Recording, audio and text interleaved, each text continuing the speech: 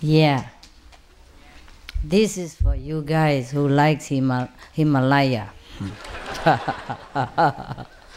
Whatever you want, you get. So now you're happy, huh? Don't blame me. All your romantic imagination about Himalaya. And this is only 1/10 of it. I mean, even not 1/10, maybe 1/100 or something. Yes, we don't have snow, and we have food, and we have transportation, we have warm tea, we can cook easy. In Himalaya, you can't even cook. The air pressure is so low. Yeah, the water doesn't boil. So I ended up just eating raw food for fun. It's not fun, but okay. Now, anyone else who like to still go to Himalaya, raise hand.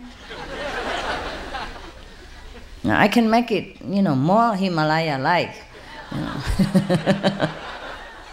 A little more imagination will help. Oh my God, are you still there? So many. I thought you're going home. But the space is more comfortable now, huh? Just colder, huh? Ah, that's why. Some oven has left us.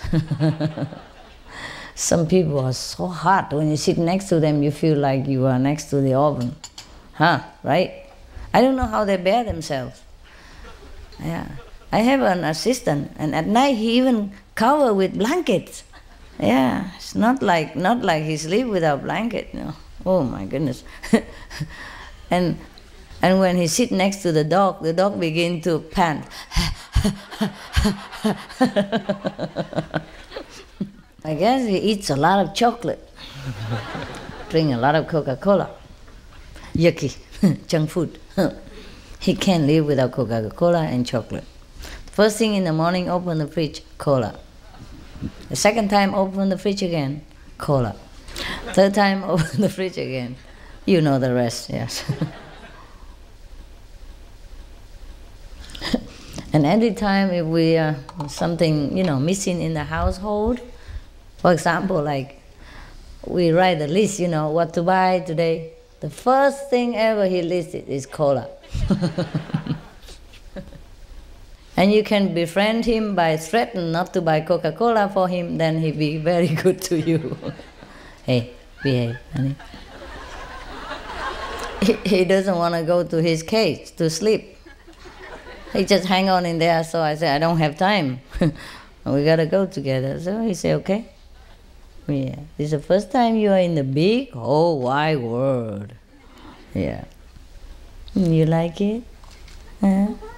You like it, honey? You okay? It's okay. We're good people. Look how good they are. Look how bright they are. Look at that. Oh, yeah. Yes. Okay. I told you, you're going to see good people and do some good stuff. Oh, yeah, I told you the world is not so bad. Everything's okay. Stay here. Snuggle in this blanket. I'm sorry. He's a little sick and nobody has been able to pet him so far, So I just feel sorry for him. Tonight he let me pet so long, so I don't want to, I feel sorry for him. So I brought him here because I don't want to force him to come out from my shoulder. I keep doing for half an hour. I say, okay, never mind. Just stay. He's been very sick and the doctor quarantined him. Don't let him come out because he's nearsighted. Yeah. He told me he's nearsighted and he's very clumsy. He said he's not used to being in the body. Poor thing, who is? Are you? No. So anyway. Hey, don't do anything stupid up there, okay? Come up, sweetheart. Up here. Good boy. That's a good boy. So he has been in the cage for a long time, and it's not good for a little boy to be in a cage for long. You want to say something? Quickie, quickie. Sing some song? Yeah? Say hello. All right. He can whistle beautiful song. In the morning when he wakes up, my God, no music can feel better than just a natural whistle. He whistled beautiful tune all by himself. He made up his tune. Yeah, he's only 6 months. He didn't learn anything from anywhere. He's been confined, you know. Nobody touched him. Hey!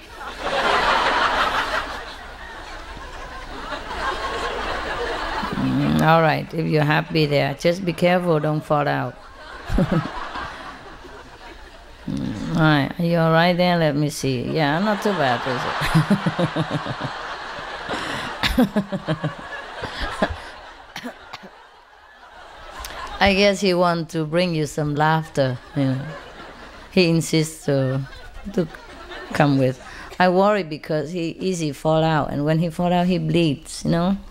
So I didn't really want to bring him, you know, because I have to carry him, and he might jump out again, and he's very nearsighted and clumsy, and he bleeds. So doctor don't let him, you know, come out of the cage actually. But I feel so sorry for the guy. Always scoop up in there while everybody else on different perch every day.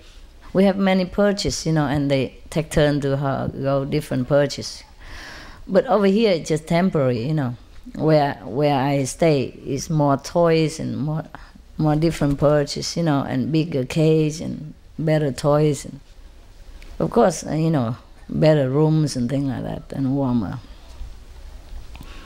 But everyone can have a perch and come out. He has his perch, it just stay empty all the time. So I feel sorry for him, you know. I just want to pet him so he feel better.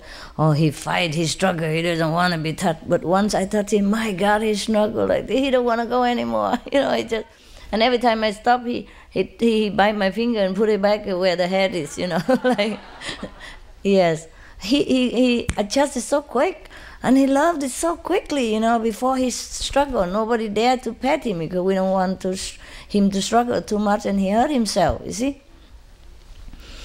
But today I am determined, you know, to give him the love of the touch, and oh, he loved it so much. And then now he stand on our hand and come up.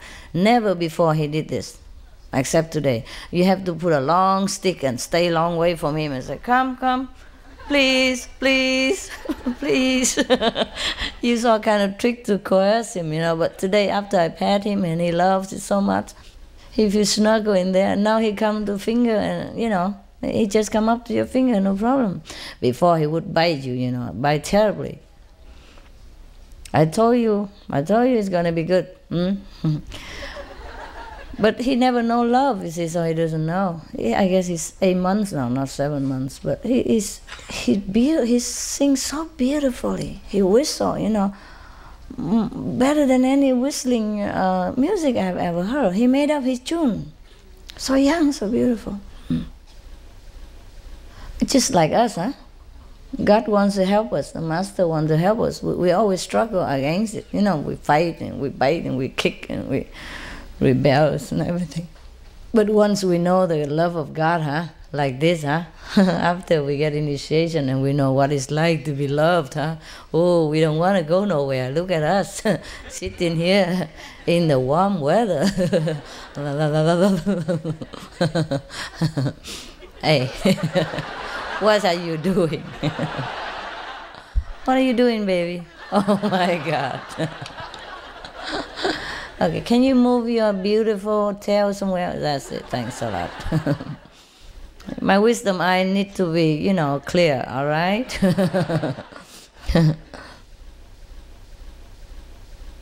It's not too cold for you? Yeah? This is only for today, okay, Lumino? It cannot be a habit like this, okay? Yeah? Only today you are spoiled because it's Christmas and it's your first day of human petting contact.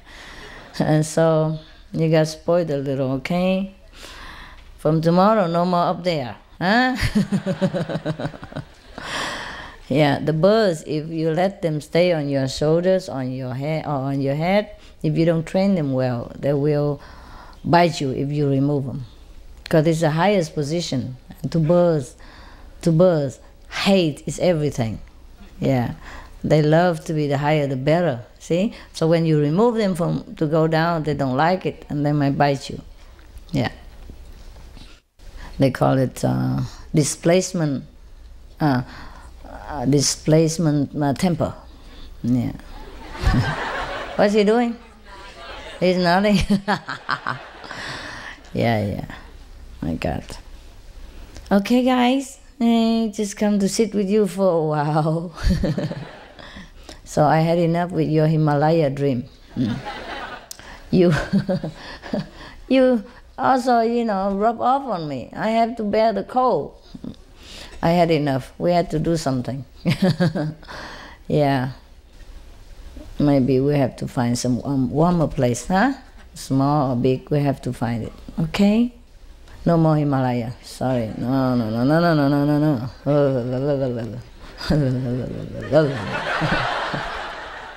What's he doing?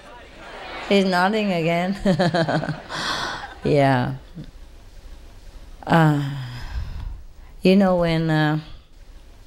When you're born in the warm climate, your blood is thinner. See, it takes a long time to get used to with the colder climate. And after you stay in the colder climate too long, after 6 months or something, your blood becomes thick. And then when you go to the hot country, you feel too hot. So we just run around the globe, accommodating the weather.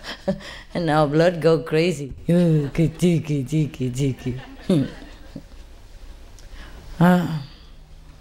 But warmer climate, always more comfy, huh?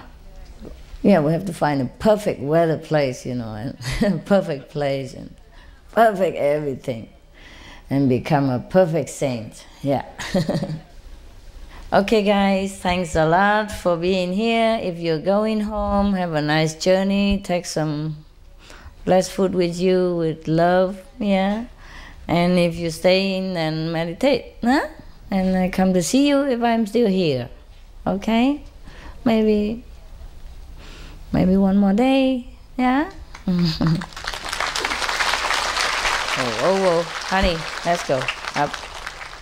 Thank you. Up, come. You messed up my coiffure. Oh, well. Do I look funky now? You like funky look, huh? Baby, you're such a good boy today. I'm so happy with you. Thank you. Thank you for being a gentleman. Yeah, you see? We can be best buddies, huh? No need struggle, see? I never harmed you. All I want is a good thing for you. I want to see the world and the people and the scenery and the sky. Yeah. Breathe the fresh air. All this you have never experienced. See, it's good for you. You're getting fatter and fatter sitting in a cage doing nothing but eating. Yeah.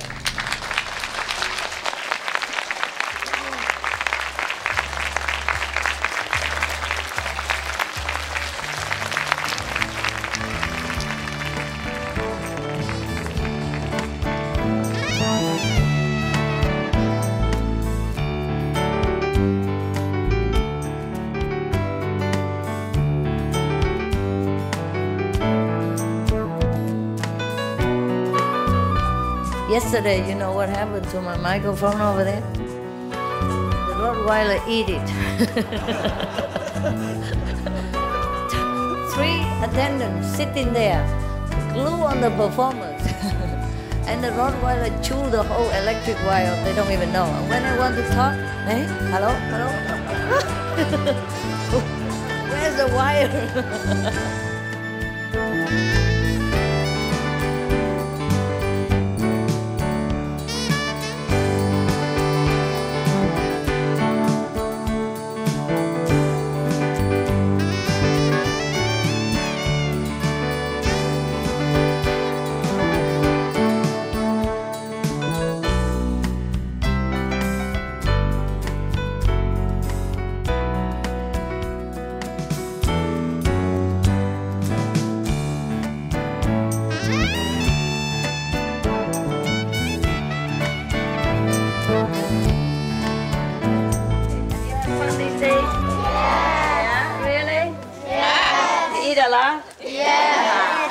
Good, good. You all look very, very pretty. Yeah. The dogs, they love you. Any other dog you don't touch. Understand this? Without the owner saying it's okay. You have to ask, is it okay to touch? Number one, sometimes the owner keeps the dog very clean. They don't want any dirty or sweaty hand on them. Number two, the dogs might bite stranger. Understand? So you every time you touch any animal, you ask permission. Can I touch him? Can I touch her? Something like that, yeah? And gently first, you see? Only if the owner say, okay, you touch, yeah? If you just touch any animal at random and you don't know how, they may bite you. Huh? Even birds, they can bite severely. So if you ask the parents, they show you how. Eh? Also, politeness, eh? Because some of the people just touch animal at random and they turn around, bite them, and then that poor animal have to be killed. Do you understand the consequence? It's not about you, it's about the animal that you love. You see, if you love them, you care. Yeah, you care. What good for them, good for you. Yeah? So don't just go and grab anything because they're small, they're cute. They are cute, but we have to be also cautious. They're lovely, but we also have to be loving. You understand? Because sometimes they're not used to with stranger. No, are you used to a stranger? Okay, we put it on ourselves. For example, if we see an animal, oh, it's so cute, and then grab them. You know, that's not good. You see what I mean? Because just like you, minding your own very business, and somebody stranger come along, just say, oh, you're cute, cute, cute, and then pick you up by the hair or by the head, and then hang you upside down, or pat you all over, and kiss you all over. You like that? Okay. Is that simple? Yeah. So similarly, animals, they have feeling also. We have to respect them, eh? Respect them. So when you go to the zoo or go to some circus or something, be very quiet so you don't excite their fear, you see? Once they're fearful, they attack. Animal, mostly they don't attack any of human because they have respect for human, unless they fear, unless they're really, really also really hungry and they have nothing else to eat. But mostly they have respect for human because we are very high, you see? But if we make them afraid, they might attack people. All right? Understand now? Huh? You tell every others of our small brother and sister the same thing I told you, eh? Okay? Some of them are babies, so have to handle with care also. This guy, his name is Lumino. He's a very rare species. It's called Eastern Rosella. Yeah. I will let you touch them though, okay? Afterward, and let them they hang on you also fine, but not without supervision, yeah? Because they bite very hard. This guy, if they want to, if they're scared, they bite. They don't bite. They try to grab. You see what I mean? They try to grab so that they can have something to hang on. The big act just like the hand, our hand. You see? So if they bite sometimes very hard, it's very difficult to heal that. It can be bleeding. Okay, happy, enough. You've been around already. He loves you. Okay, never mind, let it be. She loves you, huh? When the dog licks you, he loves you. Yeah. Yeah. She licks you too, yeah. Also, dogs, they know who needs love also. When they come to someone and they hug them or love them, they know that person needs that love. Or also that person loves them, or very nice person, you see. Dogs are very healing. Yeah, it's okay, honey, it's okay. All right, so now let's come to the most exciting part. You can let them, some of them you can, some of them you should not touch. Understand? Like the pink guy here, he's not very well socialized. He has been in a cage for a long time, years and years. I mean, cannot get out, And he's a little traumatized, yeah? This one pink, no touch, okay? I can handle it first and then leave it to you, but I don't know, okay? Everyone else is okay. And this one, I don't know yet because he has been, sick and the doctor don't let him out. Just stay in the cage for a long time. I just tamed him last night, and he's okay now. He never let me touch before. Last night I pet him, and he's okay now. He's 8 months old. Yeah? What? How much is for that? This one, $900. Whoa! Yes? How much do you spend altogether to buy all the birds? How much I spent altogether? Oh, I did not count. But for example, this one is very expensive. This one would cost, if he's older, it would cost like $15,000. But this one, he costs only $9,500 because he's a baby. Yeah, for example. This one costs like between, that one's a $2,500. Even though I adopted him, I had to pay. Yeah, he can dance, he can talk a lot. It's just right now he's very shy, you see. He turned his butt on you. Not very socialized because he has been rejected and abused before. So he doesn't trust human that much. Understand? When you said the pink one doesn't trust humans that much, does it trust you? Yeah, he does. You trust me, honey? Up. He's kind of afraid of that guy. Right? You do? Good boy. You have to love them a lot and then they get used to you. Okay?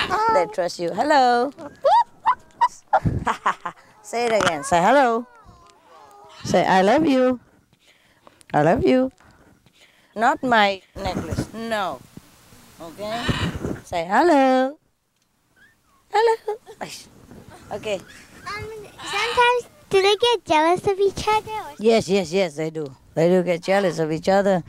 If I pet one, the other one screams sometimes. Me too, me too, me too. Yeah. Do the dogs ever play around with the birds? Do you let them interact with each other? Yeah. The birds love the puppies. This one, he loves to preen the hair of the dog. But the dog doesn't really keen of preening very much. He thinks he's pretty already. Benny, come here. Benny, baby. Oh my God, look at you. Oh. Turn around. And want to preen him? Yeah, you like to preen him, don't you? A little bit, come on. You want to preen? No.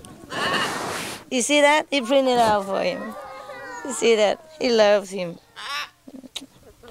Yeah, hello, you print that thing out. Oh, it's so dirty. Isn't it dirty? Yeah, take it off for him, honey. It's so dirty. See that? Huh? how much Happy costs? Happy? Oh, Happy. Happy, I adopted him from animal shelter. Because some dogs that people don't want, yeah, and some birds people don't want, you can also adopt. They cost more or less expensive. But if you adopt them, you must know the background of the dog. You ask many questions. Why is he been here? Why is he given away? Has he been vicious? Has he beat people and things like that? You have to know. So, for example, if you want to adopt, you have to be more careful. Yeah. His name is Goody, and you call him Goody, and he likes that. Goody, see? He's very sweet. He's very sweet. Be careful. This guy, if you see them outside, don't touch, okay? They are very aggressive to strangers because they're guard dog. Instinct, they're guard dog. But if their owner say okay, then you can touch. You see? Especially this guy, don't just jump to him because mine is very sweet. Mine is very sweet because I train them. See, they love. See? Yes.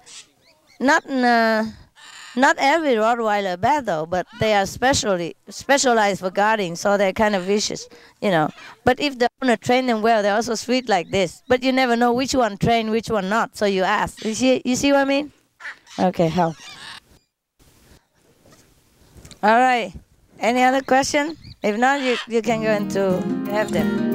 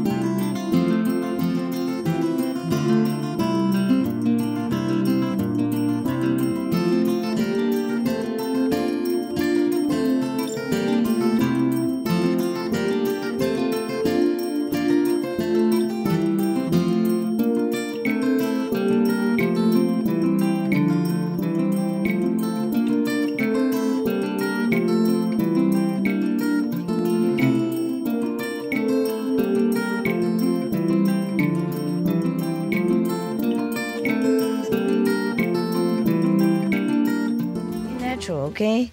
Be natural. Don't be too much, don't be too little. We are 修行中道嘛, huh? We practice the middle way, okay? Don't grab too hard and don't be too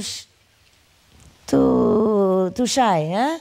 You see, you lose. Either way, you lose. You see that? The guy who grabbed and hold me there, lost. And you are too shy, standing there waiting for order, lost. Huh? I keep saying, please come here, please come here. I get fed up, you see? Huh? If I am chasing some guy and if I keep telling him I love you, come here, and he don't come, I say, forget it, go, go, go. Yeah, let alone you are not my boyfriend or anything. And if I keep inviting you, come here, you don't come, forget it. Yeah, I'm like that, huh? Right? Who has time to sit here and wait for somebody who doesn't like you, huh? I'm not just anybody, I'm somebody. I'm kidding. I'm nobody. I'm the most humble person in the whole planet. Yes, there's a joke about that too, you know.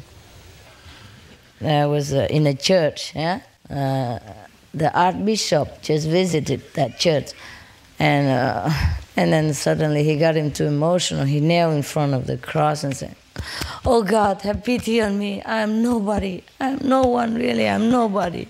And the bishop also saw the Archbishop doing that, seeing the Archbishop doing that. He also knelt down next to him and said, "Oh God, have mercy on me. I'm nobody. I'm nobody. Have mercy. I'm no one." And then the church, the minister, the clergy of the church, the one who operate in that shop, you know, the chief in that church, saw in the Archbishop and the bishop do that, also kneel next to them and said, "Oh God, have mercy on me, I'm nobody, I'm nobody." And the cleaner, you know, sweeping the floor, seeing they all doing that, he also knelt in front of all of them, in front of the cross, and next to them and said, "God, have mercy on me, I'm nobody. I'm humble, I'm nobody." And the Archbishop looked at him and said, "Look at who is saying who is nobody. He's a nobody here." How humble indeed, huh? Yeah. That's good.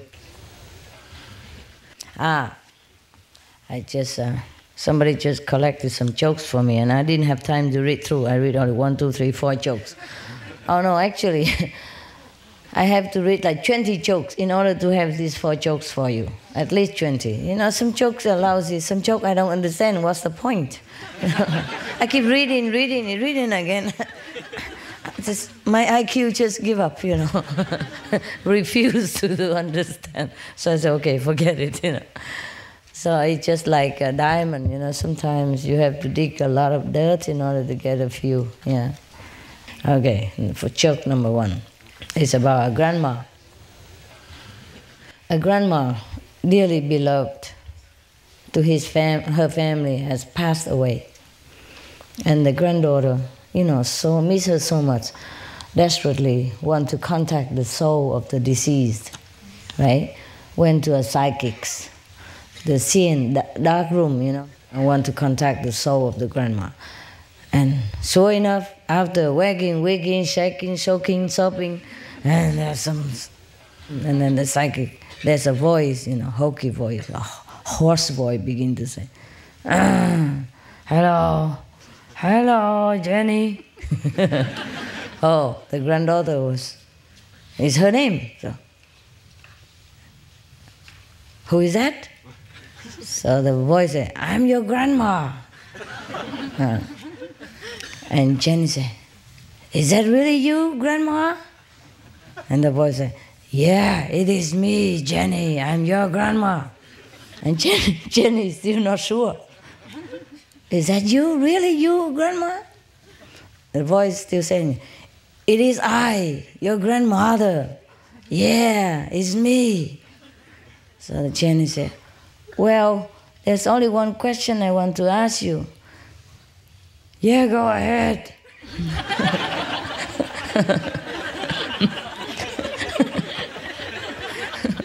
So the granddaughter Jenny said, Grandmother, since when did you learn to speak English?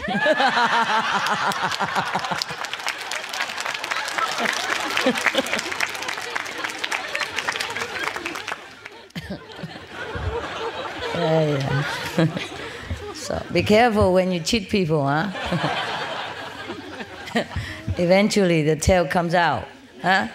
The truth is like the sun, you know. It will come out after the cloud. Okay. This is a joke about another old man. Yeah. It's an old grandma, no, it's an old grandpa. Old grandpa went into the doctor's office complaining that his knee hurt his right knee hurt so bad he couldn't walk at all. So please do something about it. And the doctor checked him up, down, in, out, everything, and listening, everything. And I said, I said, how old are you? He said, the patient said, I'm 98. The doctor said, wow. I mean, look at you. You're almost 100 years old, and you complain about your knee hurt. What do you expect at your age? So the grandpa said, but my other knee also 98 and it doesn't hurt.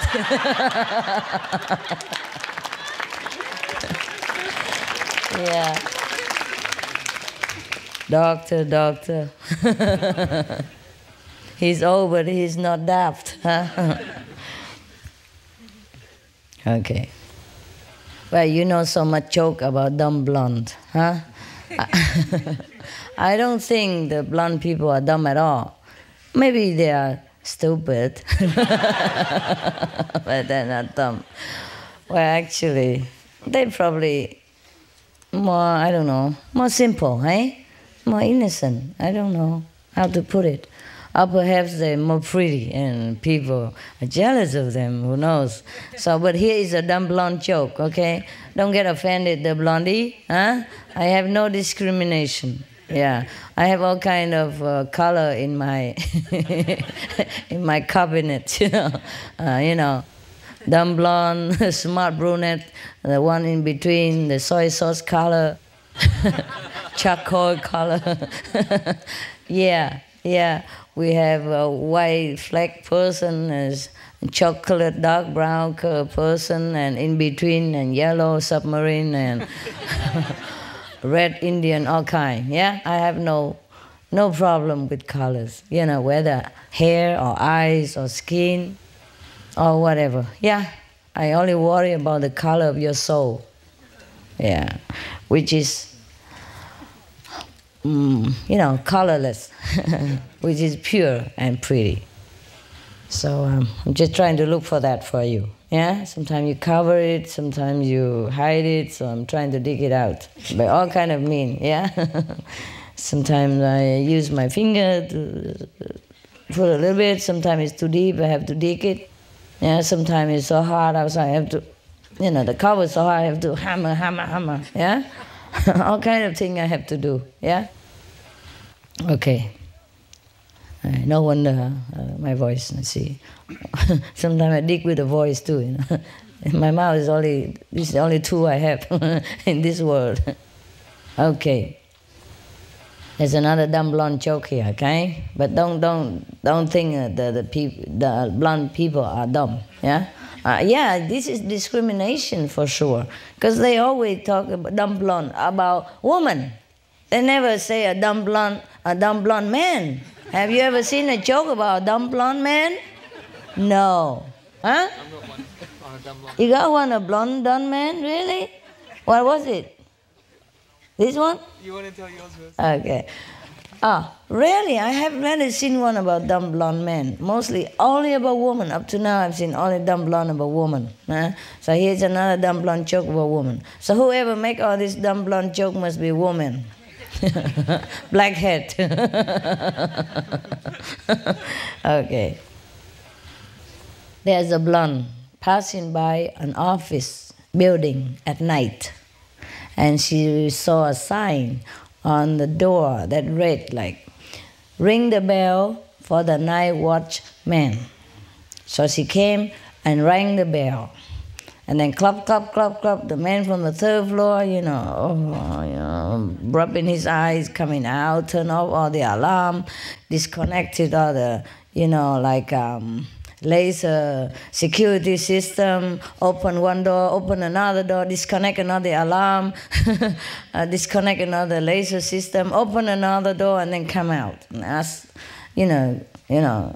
Virginie, what do you want, lady?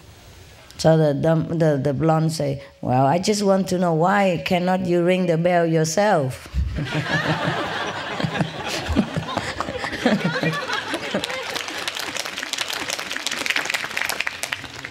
Yeah, it happened to me sometimes, when on the airplane, sometimes they give you a piece of paper, say, not disturb if I'm sleeping, you see?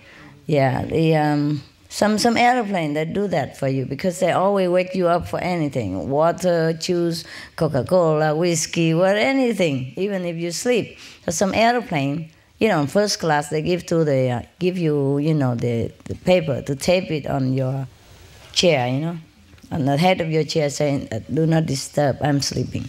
And sometimes they still wake you up. I say, you don't see the sign? And the hostess said, well, I just want to make sure that you're sleeping.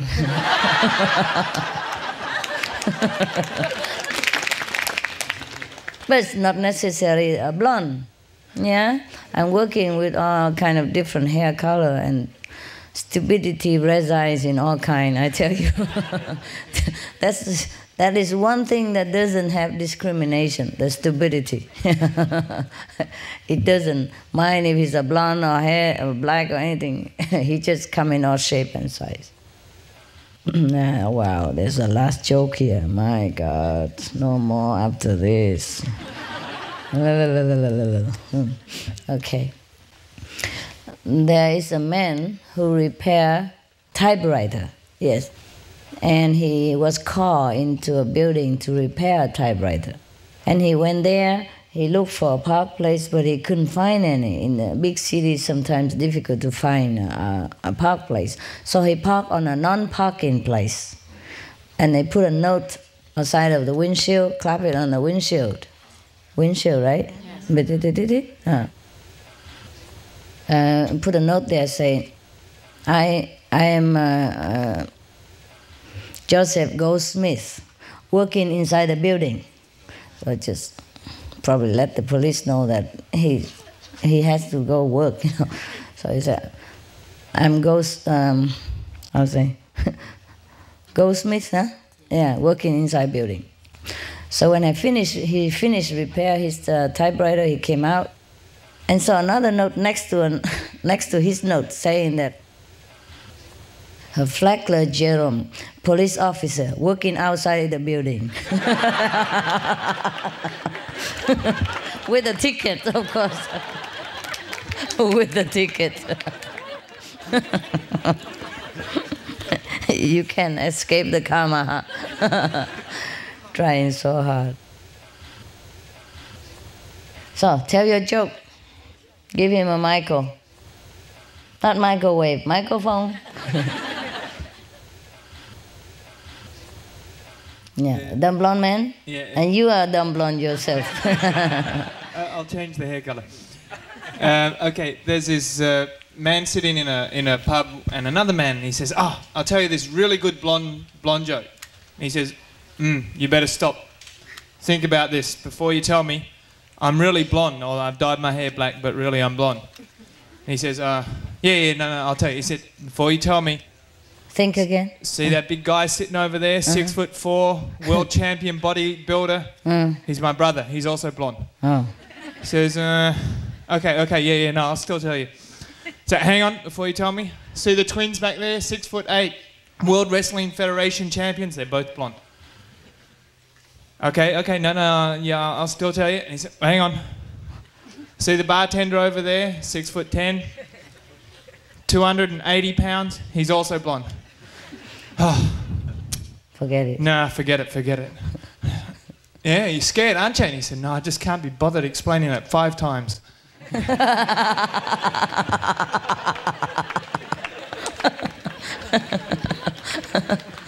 Explaining 5 times? What does that mean?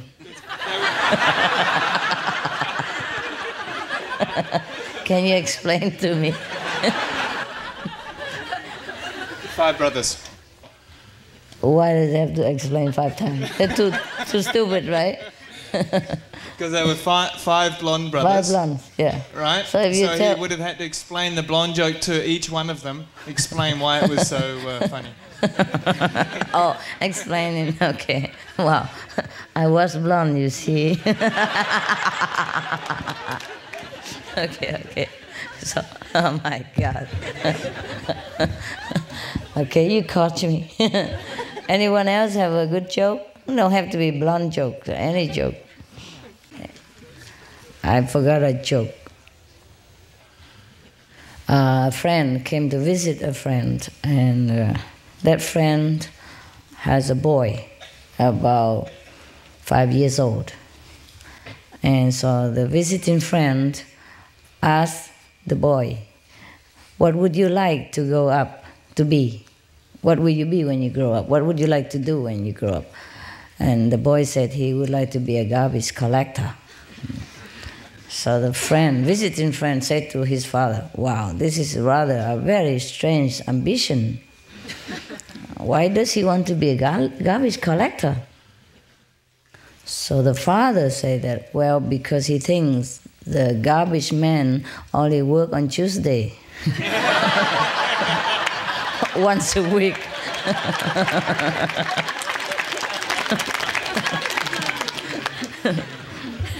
Yeah. They come only once a week to collect the garbage. Yes. Well, the same with you. You want to be a master because he works only Christmas and and Moon Festival. Yeah. And what does he do? What does he do while she's working? Just making joke and touching head and say nice hair and touching cookies and all that. Yeah, it's a very easy job, no? So everybody thinks it's good to be a master. Well, let it be. If you like to be, you can do. Anybody else has any joke? Yes, Okay. Better be good.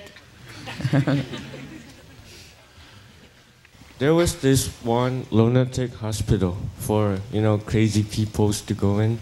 And there was a doctor. He was worried about his hospital because there's a new group of new patients needs to be put in. And the hospital is already full. No more space for the new people. So he trying to think of something to get rid of the old patients if they're cured already. And he thought of this one idea. He drew a door on the wall, and then he asked all the patients to sit in front of it. And everybody crowd up and sit and talking and all. And he asked this one question to his patient. If all the patient, first of all the patient wants to get off already. They think this place is not necessary. So the doctor just asked the patient, if you can go through this door, you will be able to get out of this place forever. And then all the patients were so happy and excited and say, when can we try? And everybody went up. And then they were like punching, hammering, kicking, and knocking, like trying to open the door. But there was this one patient, special one, dressing up and sitting on the chair, like acting all cool, like nothing happened. Doctor saw it, he was happy. Finally, this one patient is finally almost cured. He's not sure, so he wants to test him. He went up to him and asked him, why don't you go try on the door? And the patient said, oh, it's not necessary. Why do I need to try on this door? It will never open. And then the doctor asked again. He's kind of happy, see, and asked him, why do you think it won't open? And the patient say, all these people are crazy. They were just going and banging. See how long they have been hammering the door and never opens? And doctor is getting really happy now.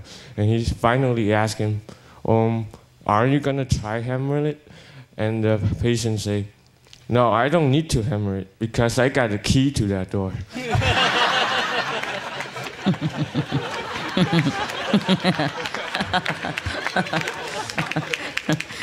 Yeah. Come on. 3 men decided to hike across the lava field. That's in Hawaii. So the day before, they gathered together and they want to decide what to bring because it's hard to hike across the lava. So they asked the big Hawaiian guy, "What are you going to bring?" He said, I'm going to bring some cold beer. So, cold beer, what for? Well, when it gets hot, I can drink the beer. He said, okay. And they asked a small Chinese guy, "What are you going to bring?" He said, I'm just going to bring some money. Money? What for? Well, when it gets hot, I can buy the beer from the Hawaiian guy.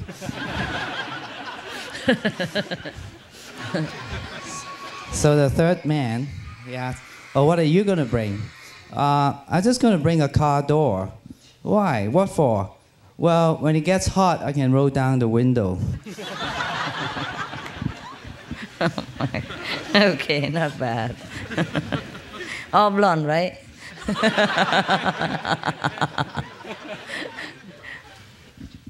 This is a real story. I experienced at the Korea retreat during May 2000.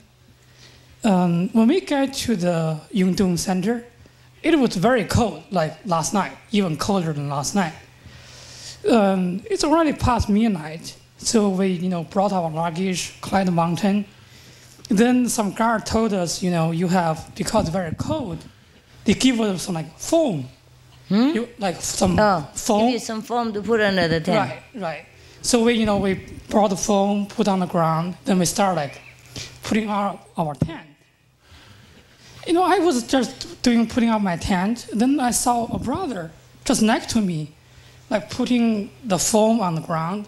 Then he had several pieces of luggage. Then he started sitting there meditating. I was oh my gosh, he was so sincere. It's so cold, and he was not setting up his tent. He was just studying, meditating after a long journey, from airport to the center. So I was really very admiring him. But then anyway, I set up my tent. I went to sleep. Next morning, I wake up. I came out, had some breakfast, and then he was still sitting on the phone. And I was just kind of curious. I said, do you have a tent? He said, yes, I have a tent. Then I said, why don't you set it up? And he said, I don't know how to set up a tent. I don't. Oh my God. Oh my God. Yeah. Okay. Remember, appearance does delude you. Yeah. Some people look sincere, but you have to watch it. You should have asked him the night before and helped the poor man to set up a tent. He might have died and frozen next to you, and you, with your admiration, you have killed him. Oh my God. Is this true? Is it true like that? My God. Yeah, it happens, it happens. Sometimes when he came the first time and he never been in the camping area, he never camped in his life, he would have not know. I also wouldn't know how to put up a tent. I probably figure out after a while, But some men, they just don't figure out. Don't even ask. Don't even ask. Yeah. If you don't know how to put up a tent and somebody is putting up a tent next to you, well, at least you open your mouth and say, brother, could you help me out? You look so good at it. No. Talking about enlightenment and wisdom and all that. Oh, man. Well, actually, he deserves it. Having a mouth and don't ask. Yeah? I tell you to meditate, develop wisdom. But I also tell you, make use of it. Not to develop wisdom and store it in there. Huh? My goodness. How can a man, which man is that? How can there be a man like that? Don't even ask. Sit there all night. You know what? This is typical. Master take care of everything. Yeah, Master does. She put a man who knows how to put up a tent next to you. And she also gives you a mouth. Yeah. Just like the joke I told you about the lotto, huh? The man keep praying to God to win a lotto. He keep praying, every week he prayed to win a lotto. Many years passed, he never win a lotto. So then he was crying to God one day, saying, I've been praying to you for years just to win some lotto, build my house. How come you never answer my prayer? So God asked him, did you ever buy a lotto ticket? No.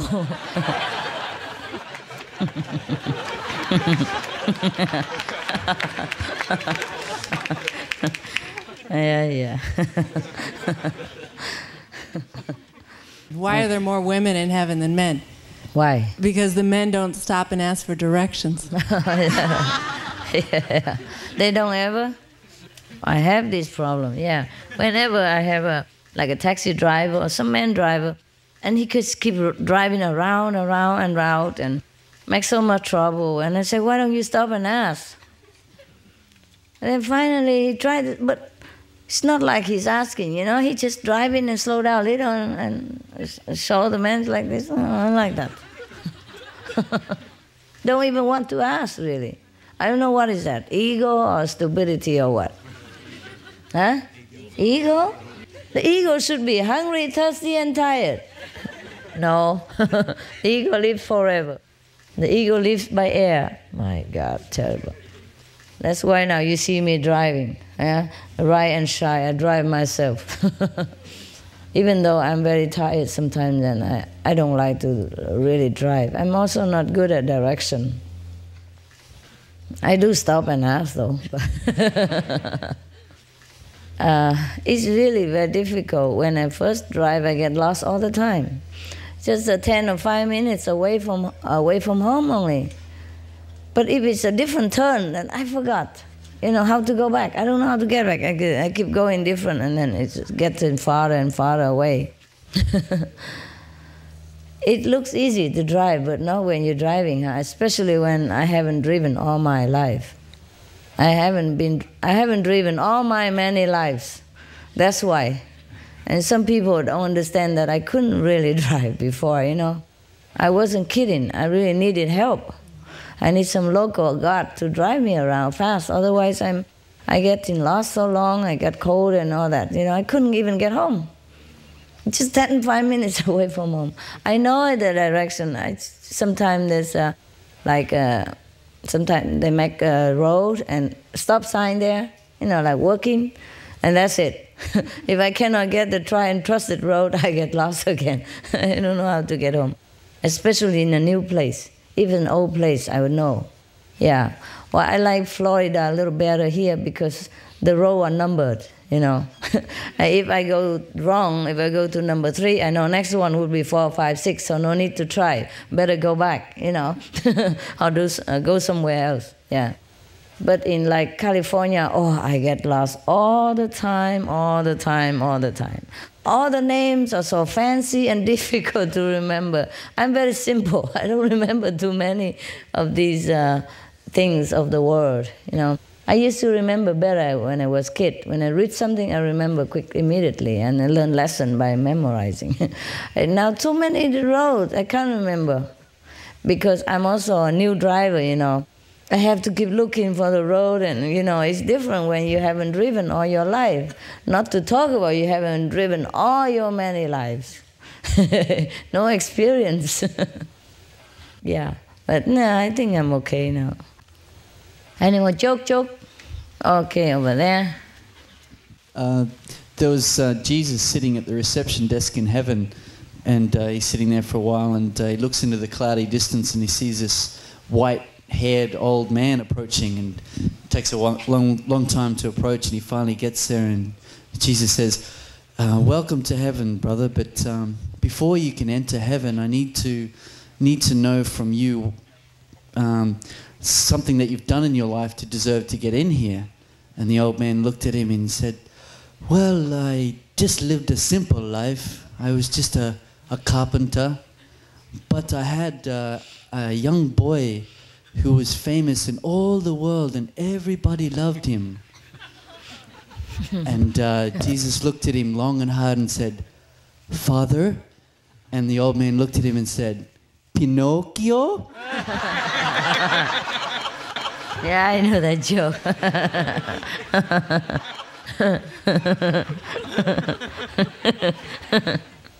Yeah. I have a true story. I was English teaching to some Asian students, and I said to one of the students, "Oh, where are you from?" And he said, "I'm from China." And I said, "Are you from mainland China?" And he said, "Yes, I was made in China."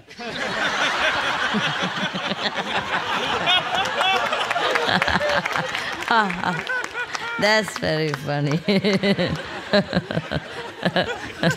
Yeah, made in China.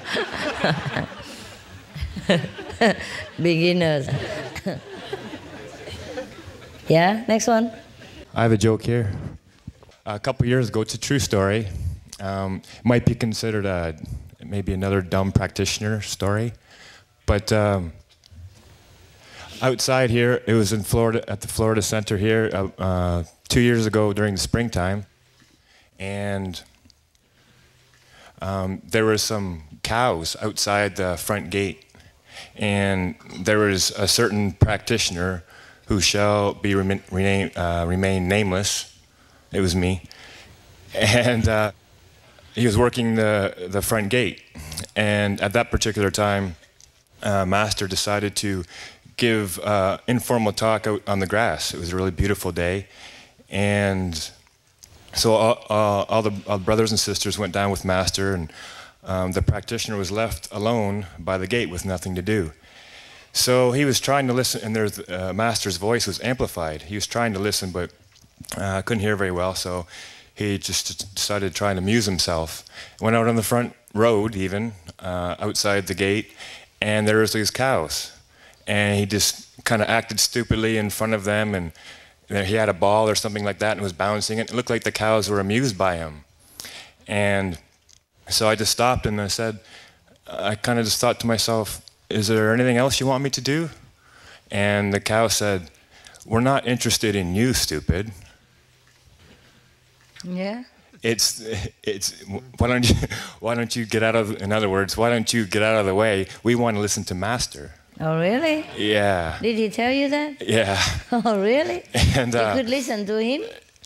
That's the feeling I got in my head. Yeah. They said, "Get out of the way. We don't care about you. We want to hear Master." Oh, really? So I felt really stupid, and I went back to the gate, and there was a chair there. I just decided to meditate, just for 5-10 minutes, and then I opened my eyes and looked around the corner, and at first there were 2 or 3 cows, and they were standing up. Now, 5-10 minutes later, there was about 5 cows, and they were all right nuzzled next to the fence, and they're all sitting down and just looking straight towards into the center. And they're all just laying there listening to your voice. Amazing. So. Huh? Yeah. My God, that's very touching. Yeah. Here's another one. It's good that you can hear them sometimes. They normally don't care to talk too much. Just when really necessary or emergency, they would tell you. Yeah. Well, animals are amazing, huh? Yes. There was a cow who ate the initiation form in Costa Rica when I first went there. Yeah, the truck was full of vegetable, fresh, all kind, and bread, and beautiful, fresh, green vegetable, white vegetable, carrots, all kind of things. And cow would eat them, but no, this cow, he went straight to the initiation form, that play over there, and then took one. And then our disciple chased him out and said, "Give it back to me, give it back to me." And then he quickly, and he swallowed it whole and run away. Yeah, he didn't go for vegetable or nothing. Yeah, I told you many times that sentient beings look different from us, but they do have God's quality in them. God resides in them too. So do have respect. Do have respect. The reason I brought some animals here for you and for the kids, also to take the opportunity to tell you about these things. Yes? And maybe if you could communicate with them, you'll hear them talk. Thank you, brother. That was very useful and educational. Yeah.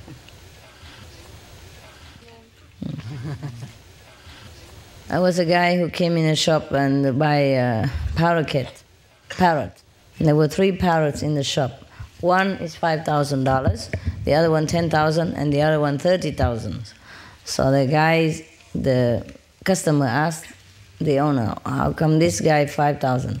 So expensive for a parrot, this kind. So he said, because I have trained him or he can talk. Yeah. So the customer asked, and how about this guy? What can he do that he's so expensive? I said, well, apart from talking, he could also do some amusing action, like dancing and all that. That's why he's expensive. Okay. And he said, how about the third one? What can he do that he's so expensive?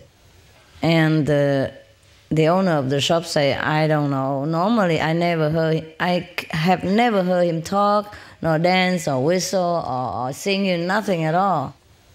But the other 2 call him the boss, so expensive. It is true, it is true. Yeah, because, no, birds, they have hierarchy, You know the pink bird that I told you, he's 20 years old? He can dance, he can whistle, he can talk, he can sing too. He can talk Spanish and English, not a lot, but, like 50 words or something. If you teach him more, he can do more. But he's also smart. He knows what he's saying also. So anyway, he told me that he's a top bird. He's the boss of all the birds here. They are nothing. So he should be in a higher position and treat it more with care and respect. That's what he ordered.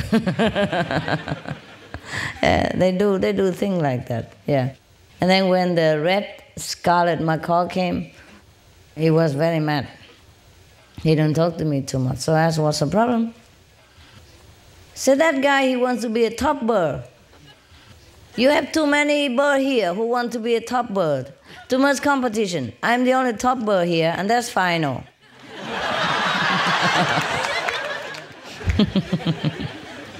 My God. I said, no, you are top bird. You're top bird. He's just a baby. He needs attention, that's all. But because that's red scarlet can sing. La la la la la la la la la la. He sing, when he comes to you. And he say, thank you and I love you. And la la la, he can sing well. So my God, this top bird is very jealous, worried that we take care too much. I do take care of that because he's new as a baby. I say, you're elder, you should welcome a newcomer, and especially he's a baby, you should love him, teach him something. He didn't like that. He didn't like that. But the other 2 macaw, the hyacinth, the blue one, and the blue and gold, they did love that baby. You saw they kissing him from both sides? Yeah, normally they would, if they are together, they sometimes have competition pushing them out. But both of them were kissing and caressing him. You saw it the other day? Yeah? On both sides. Very motherly though, yes. Because the hyacinth knows, he told me that's a very immature male. Yes. He loves, showing off though. He likes his name to be big. He told me my name should be some like great names like movie star, like, Yeah, he told me like Parvati or Clark Gable, otherwise I wouldn't like that. And later I have to, negotiate with him. Tell him that, well, these names are great and they suit you also fine, but I have better name. And he was very happy because I say, this name means you are very courageous, handsome, and loyal. What better can it be? The other are just names, they're just famous, but they don't have too good meaning like this. And he likes his name, Kadula. Yeah. Is there any African people here? African? Raise hand? No? Yeah. Anyone know African language? No? Nobody know that name? How about Thai? Any Thai people here? Is that Thai name too? Kadula? Kadula, no? I thought in Thai they have similar.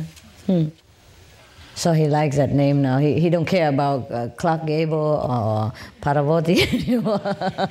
Because first we were singing very well and he said he won a great name because he thinks he's a star, you know, he can sing. We keep praising him so he thinks he's a star. He thinks he should have a star quality name. So when we were joking, he said, oh, maybe Parvati because you sing like an opera singer. And he likes that very much. And when we call like Parvati, he responded to that name. It was difficult to get it off him, you know. Yeah. But now he liked that name, Kadula, better, yeah. Because I told him this, it's handsome also, included in there, you know. He likes that very much. There was a restaurant owner who has a parrot, yes. And he, you know, and every day, because he has a shop across the gas shop. You sell gas for cooking? So every day he just, you know, talk through the window. Hey, bring me, a tank of gas? A cylinder? Yeah. Bring me a cylinder of gas. So then the man from the opposite shop will bring a gas to him. One day he's not home. And then when he came back, he saw like 7 cylinders of gas in front of his house. He asked the opposite man, what are you doing? Why you put 7? You know, he was scolding him. What are you doing? You crazy? You put 7 cylinders of gas in front of my house? I never told you to do that. And the gas man said, what do you want? Every hour you call me to bring 1 cylinder of gas to your house. So I did that. 7 times you did it. So I brought 7 times. Oh, so the owner knows that this is a parrot to make trouble. So to punish him and to apologize to the gas seller over there in front, he nailed the parrot, you know, with the feather only. Okay, man, it's just a joke, so don't worry. I wouldn't do that to my parrot. so I would nail the gas man for being stupid. Anyway, I'm just joking. I wouldn't nail him either. So anyway, he nailed the parrot right in front of his door to apologize to the other guy, also to punish him for playing prank. And then the parrots were nailed there, and then he looked across. He saw Jesus on the cross right in front of him, you know, in front of the other man's door. And he said, geez, how long have you been there? So Jesus said, oh, around 2,000 years. Nailed on the cross, 2,000 years. So the parrot said, geez, you must have called like millions cylinders of gas.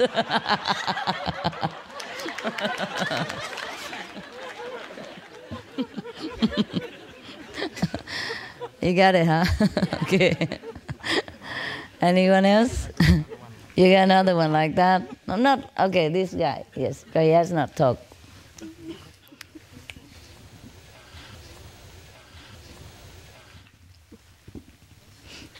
Okay, there's a bank, and the robber goes into the bank, and he walks up to the bank teller, puts his gun, points it at the teller, and says, give me the money or else. And the teller, who possibly was blonde, says, or else what? and the bank robber says, don't confuse me, this is my first job. I don't know the answer. Oh, that's cute. Okay, here. A young boy was having trouble at school. All his subjects were quite good except his mathematics. So his parents decided to put him in a Christian school which had a very good reputation for mathematics. 6 months later, and because he was a Jewish boy, and they were a little bit worried about putting him in a Christian school. And 6 months later, comes back 100%, top of the class in mathematics. And the parents said, look, remember you're Jewish, and but really, what did it? And he said, well, I went into the class and I was having trouble, and I looked up and I saw that man nailed on the cross, and I thought, geez, if I don't get a good score, they're going to do that to me too.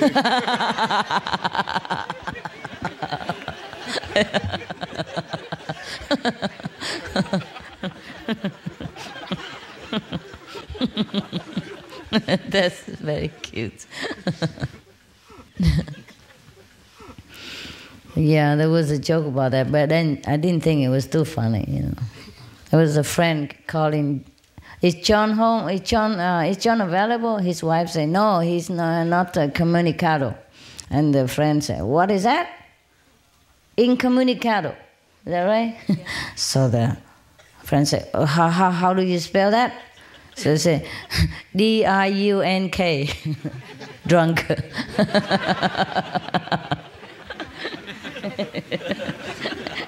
Incommunicado. Spell drunk. This is not bad. Some jokes are not bad. Okay, that's it, huh? Oh, yeah. Cool. 师父，我有几个笑话要说哈。第一个笑话是我亲身的笑话，就是我以前是一个辅导老师，就是小学的辅导老师，然后我都会跟他们说，要守戒律啊，然后师父的教理啊，然后他们都很听话。结果有一次，就是他们每次有出什么事情的时候，他们都会写青海无上师5个字写在手上面，然后每次睡觉的时候都要在额头上面写青海无上师，然后每天念一遍，他们才会睡得很好。然后有一次我要打禅，然后我就请假，然后就请一个师姐帮我代班，然后那个师姐因为我从来不打学生的，结果那个师姐可能刚开始去啊，那些学生不听话，她受不了，然后她就拿那个棍子啊。要打学生，结果那些学生就一边跑啊，一边给那个师姐追啊，然后就说：“青海无上师，救命啊！你的徒弟要打我。”就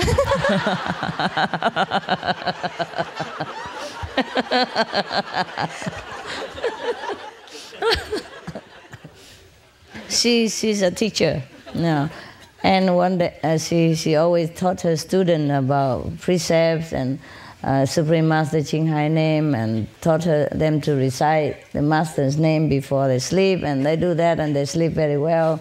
And before they make exam or anything, they always pray to Supreme Master Ching Hai and all that. They were so well. And she has never beaten her student at all.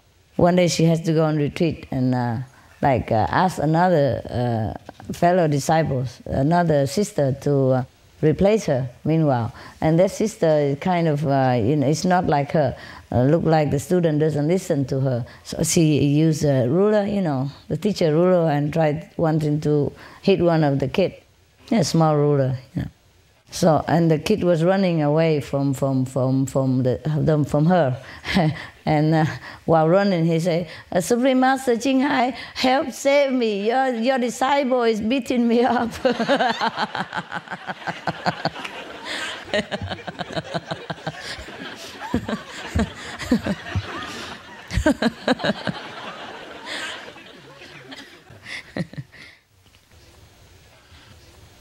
Okay, guys, huh?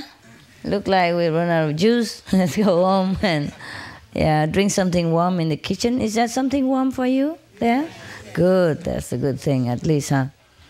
But you know what? I really would not like to hold another retreat. If we ever have another retreat, should not be here anymore.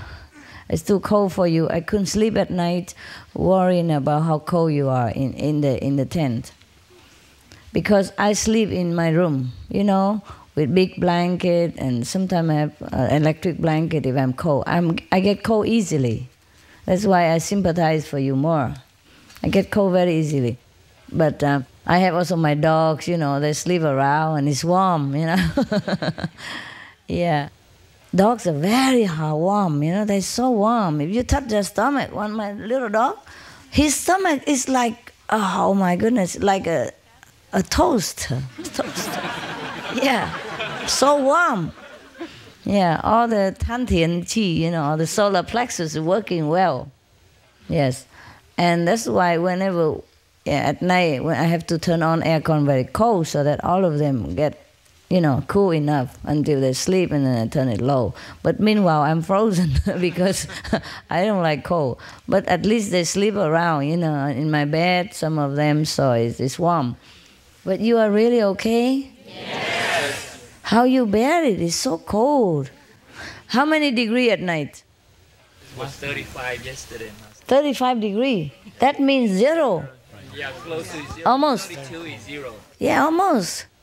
Coldest was last night. Coldest was last night. Oh, God. I was in Japan, I told you, like -5. I was trying to see how much I can bear, you know. So I have a tent, -5, sometimes -10, outside in the Japanese mountain. Anyway, I pitch a tent outside in winter, and it's snowing very hard. And inside the tent, the snowflakes, you know, the cold froze the steam, the condensation inside, and it beautiful like flower, you know. It's the shape of the snow crystalline. It's beautiful, yeah.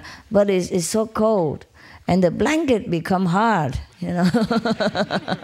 Yes, huh? Yeah, frozen blanket. It go like, you know, you can you can stand it up, you know. Yeah, I was silly though. I could have done something else, you know, like put a sleeping bag, one more sleeping bag on top of the tent. That will isolate some of the heat also, yeah. But also at that time I didn't eat very well, you know.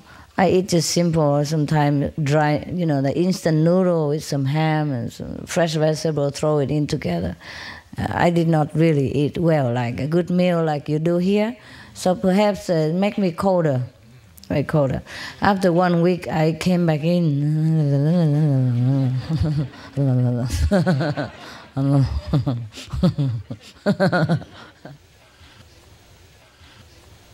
So you could survive though, huh? But not very comfortable. Are you? But I didn't have the hat like you have now also. Yeah, I wasn't well equipped. Who say that the master knows everything? Be careful. Well, but at least now I have more experience. I can tell you what to do, huh? Yeah. If it's too cold, you bring 2 sleeping bags, one to sleep and one to cover outside. Because the sleeping bag is very isolated. Yeah. If you insulation is good. If you buy a good one, sometimes a simple one also help, because of the cover of the sleeping bag is meant for insulation. So if it's very hot, you put the sleeping bag on top of your tent and open the window. Just leave the screen door. And you sleep inside. Midday is still very cool. And if it's very cold, you cover the sleeping bag on top of your tent, make it more isolation. And it's much better. And cover your ears with that loving hat, etc. Eh? And cover a blanket. You could also cover your head like this. And then sleep inside the sleeping bag. This make big difference. And another thing like this around your sleeping bag, you know, on top of your body, before the sleeping bag. It's really make a big difference, huh? That you cover your ears, okay? Because this is where you feel headache. And sometimes the cold wind go to your ears. Your ears very sensitive inside, you know, and it had a lot of nerves in there connected with the whole body and the head. So if your ears too cold, it gives you headache. So it is better to keep your ear warm, okay, guys? That's the only thing. All right, good night.